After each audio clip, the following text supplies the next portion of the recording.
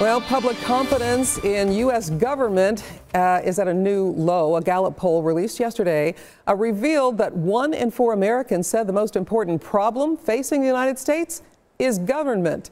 And people in both parties agree with that. 31% of Democrats and 24% of Republicans, both surveyed this month, said dissatisfaction with government is their top concern. And that is a 6% increase from May numbers. All right, we have Angela Rye, who is a Washington insider and political strategist, with us here today. And Angela serves on the board of the Congressional Black Caucus and is also co-founder of the organization Impact Strategies. And Angela, does this poll really surprise you? It does. Well, actually, it does surprise me. Yeah. I would think the numbers would be much higher than that, given the disapproval rating that the president has. Gallup, of course, released a poll earlier this week saying that 60% of Americans disapprove of the president's performance thus far. So 25% seems remarkably low to me.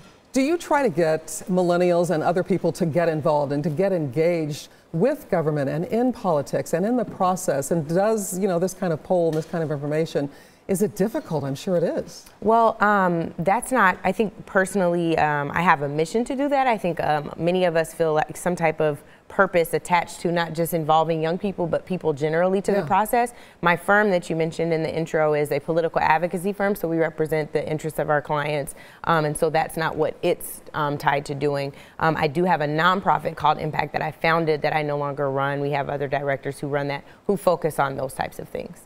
And is it important for us all to engage and get involved, even though we're disappointed?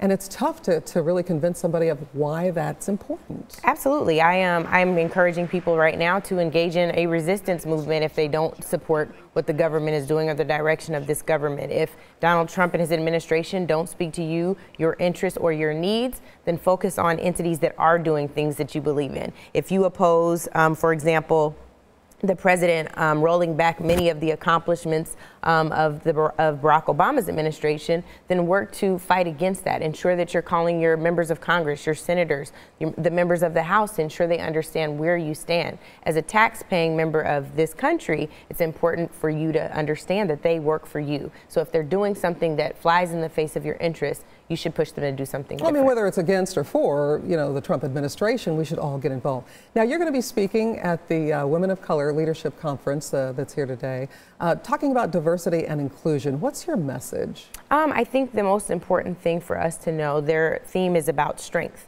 And recognizing the importance of struggle. And you talked about getting involved regardless. That's not my message. My message is there is a struggle happening, and it's important for us, most importantly as women and as women of color, to support one another, to unify, to stand on common ground, identifying first what that common ground is.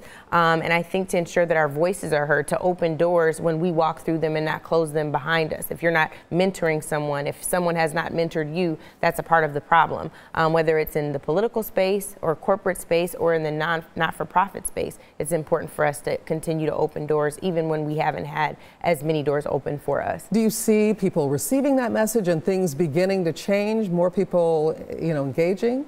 No, I think that this administration has made it really challenging for that type of message. I think one of the silver linings in this, I have a good friend of mine who just worked on getting a bunch of Fortune 500 CEOs together to move a diversity and inclusion initiative forward. So I just hope that they will continue to open more doors for folks to do work like that, in spite of what's happening. Angela Rye, thanks so much for being here. The conference you're going to be speaking at is actually sold out at UMKC. It begins at noon, so I know you're headed from here to there. So thanks so much for dropping by and being with us here on 41 Action News Midday. Thank you so much. Good luck to you. Thank you.